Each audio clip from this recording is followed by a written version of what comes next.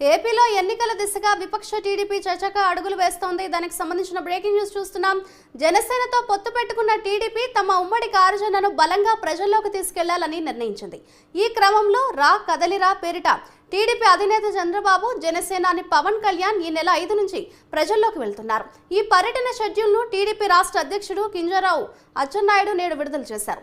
ప్రజా చైతన్యమే లక్ష్యంగా రాబోయే 100 రోజుల్లో నిర్విరామంగా టీడీపీ కార్యక్రమాలు జరుగుతాయని ఆయన స్పష్టం చేశారు.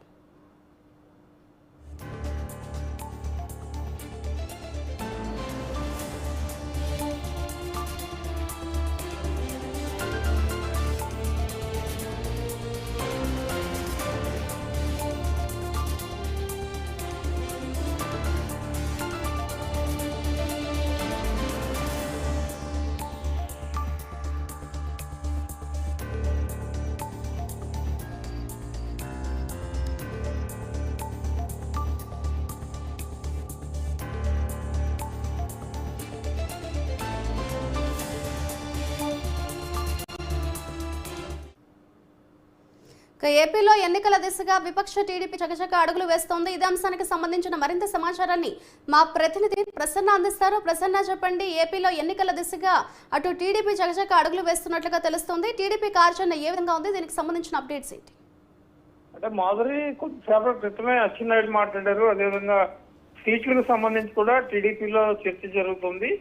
సీట్ల విషయంలో బయట ఎక్కువ మాట్లాడకూడదు, బయట అనవసరమైన వ్యాఖ్యలు చేయడం వల్ల పార్టీలో ఇబ్బందులు, తప్పుడు సంకేతాలు వెళ్తాయని ఇప్పటికే లోకేష్ కానీ, అచ్చెన్నాయుడు కానీ, చంద్రబాబు కానీ చెప్పడం జరిగింది. ఓవరాల్ గా టీడీపీలో సీట్ల సర్దుబాటు ఇవన్నీ కూడా సంక్రాంతి తర్వాత ఉండే అవకాశం కనిపిస్తుంది. ఎందుకంటే జనసేనకి ఎన్ని సీట్లు ఇవ్వాలి, ఒకవేళ బీజేపీ కనుక పొత్తు పెట్టుకుంటే సీట్ల షేరింగ్ ఏ రకంగా ఉండబోతుంది, ఈ రకమైన చర్చ అంతా కూడా టీడీపీలో ప్రధానంగా జరుగుతుంది. ఎందుకంటే రేపు 5వ తారీఖు నుంచి చంద్రబాబు జిల్లా యాత్రలు ఉన్నాయి. జిల్లా యాత్రల్లో ప్రతి పార్లమెంట్ నియోజకవర్గ పరిధిలో ఒక బహిరంగ సభ ఏర్పాటు చేసుకుంటూ ఉన్నారు.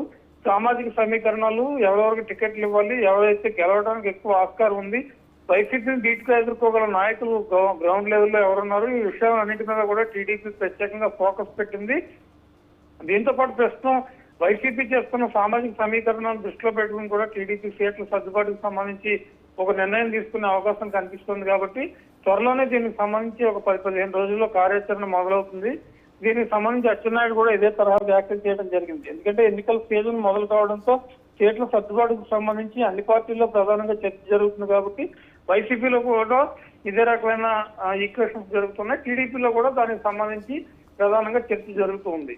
మాధురి అండ్ ప్రసన్న, పార్టీలో చేరికలకు సంబంధించి ఎటువంటి డెసిషన్స్ తీసుకుంటున్నారు? దీనికి సంబంధించి ఏపీ టీడీపీ అధ్యక్షుడు అచ్చెన్నాయుడు ఏమంటున్నారు?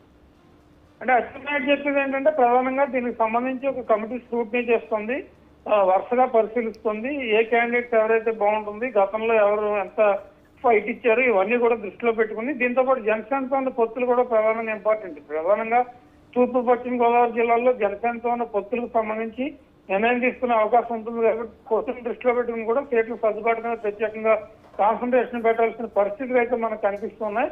అందులో భాగంగానే సీట్ల సర్దుబాటు జరుగుతుందని అచ్చెన్నాయుడు కూడా చెప్తున్నారు. కాబట్టి అదే తరహా డిస్కషన్ ప్రస్తుతం టీడీపీలో జరుగుతుందని మనం చెప్పుకోవచ్చు. అండ్ ప్రసన్న, ఎన్నికలను దృష్టిలో పెట్టుకుని 2 కమిటీలను వేసినట్లుగా తెలుస్తోంది. ఆ కమిటీ డీటెయిల్స్ ఏ విధంగా ఉన్నాయంటారు? అంటే కమిటీలో ఏంటంటే ప్రధానంగా ఏ జిల్లాలో పరిస్థితులు ఏ రకంగా ఉన్నాయి, వైసీపీకి ఫైట్ ఇచ్చే వాళ్ళు ఎవరెవరు ఉన్నారు, ఇవన్నీ కూడా కమిటీ ఈక్వేషన్స్ చూసుకుంటూ ఉంటుంది. జనసేన టీడీపీ ఒక ఉమ్మడి కార్యాచరణ కమిటీ ఉంది, మేనిఫెస్టోకి సంబంధించి ఒక కార్యాచరణ కమిటీ ఉంది. కాబట్టి ఈ కమిటీ చర్చించడం వల్ల ఏంటంటే టీడీపీ జనసేన మధ్య సర్దుబాట్లు, ఓట్ షేరింగ్ అన్నిటికన్నా ప్రధానంగా ఇంపార్టెంట్. కాబట్టి గ్రౌండ్ లెవెల్లో జనసేన ఓటు టీడీపీకి, టీడీపీ ఓటు జనసేనకి పడాలన్నా కూడా ఇప్పటి నుంచి జిల్లాల వారీగా మీటింగ్లు పెట్టడం కూడా ఇంపార్టెంట్. కాబట్టి ఆ దిశగా ప్రస్తుతం చర్చలు జరుగుతున్నాయని మనం చెప్పుకోవచ్చు. అండ్ ప్రసన్న, టీడీపీ జనసేన సంయుక్తంగా రా కదలిరా కార్యక్రమాన్ని చేపట్టబోతున్నట్లుగా తెలుస్తోంది. ఈ కార్యక్రమానికి సంబంధించి టీడీపీ నేతలు ఏం చెప్తున్నారు? అంటే ప్రధానంగా ఏంటంటే జనంలోకి ఎక్కువగా వెళ్ళడం కోసమే ఎలాంటి కార్యక్రమం అయినా ప్రస్తుతం జరుగుతుంది. కాబట్టి వాటి మీద ప్రధానంగా దృష్టి పెట్టిన పరిస్థితి అయితే మనకు కనిపిస్తుంది. జనంలోకి వెళ్ళడం ప్రధాన ఎజెండాగా ఏం చేయాలి. అదేవిధంగా భువనేశ్వర్ కూడా 5వ తారీఖు నుంచి సైమల్టేనియస్ గా చంద్రబాబుతో పాటు జనంలోకి వెళ్ళడానికి నిర్ణయం తీసుకున్నారు. కాబట్టి ఆ దిశగా ముందుకెళ్లే విధంగా టీడీపీ ఉంది. అయితే మేనిఫెస్టో విషయంలో కొన్ని కీలక జాగ్రత్తలు తీసుకునే విధంగా కూడా టీడీపీ దృష్టి పెడుతుంది. మేనిఫెస్టోలో ఏ అంశాలు ఉండాలి, ఏ జనానికి దగ్గరికి వెళ్తాయన్న దాని మీద కూడా ప్రధానంగా దృష్టి పెడుతుందని మనం చెప్పుకోవచ్చు. Right, thank you Prasanna. 5వ తారీఖున మొదటి మీటింగ్ కనిగిరి కాన్స్టిట్యున్సీలో ఒంగోలు పార్లమెంట్లో ఈ కార్యక్రమాన్ని నిర్వహిస్తున్నాం 5వ తారీఖున.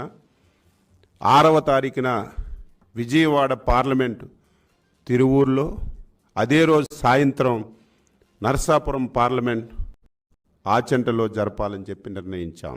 9వ తారీఖున తిరుపతి పార్లమెంట్ వెంకటగిరిలోను, నంద్యాల పార్లమెంట్ ఆళ్లగట్లో 2 సమావేశాలు నిర్వహించాలని 9వ తారీఖు నిర్ణయించాం. 10వ తారీఖున విజయనగరం పార్లమెంటు బొబ్బిలి, కాకినాడ పార్లమెంటు తున్లో 2 సమావేశాలు పెట్టాలని నిర్ణయం చేశాం. అదేవిధంగా 18వ తారీఖున విశ్వవిఖ్యాత నట సార్వభౌముడు తెలుగుదేశం పార్టీ వ్యవస్థాపక అధ్యక్షులు శ్రీ నందమూరి తారక రామారావు గారి యొక్క వర్ధంతి కార్యక్రమాన్ని గుడివాడలో నిర్వహించాలని, మచిలీపట్నం పార్లమెంటు గుడివాడలో భారీ స్థాయిలో నిర్వహించాలని నిర్ణయించిన విషయాన్ని గుర్తు చేస్తున్నాను. 19వ తారీఖున జీడీ నెల్లూరు, చిత్తూరు పార్లమెంట్లో జీడీ నెల్లూరులో చేస్తున్నాం. అదే రోజు సాయంత్రం కమలాపురంలో, మన కడప పార్లమెంట్ కమలాపురంలో అదే రోజు సాయంత్రం చేస్తున్నాం. 20వ తారీఖున అరకు పార్లమెంటు అరకు వ్యాలీ, అదేవిధంగా అమలాపురం పార్లమెంటు మండపేటలో 20వ తారీఖున చేస్తున్నాం. 24న రాజంపేట పార్లమెంటు పీలేరు, అనంతపురం పార్లమెంటు ఉరవకొండ.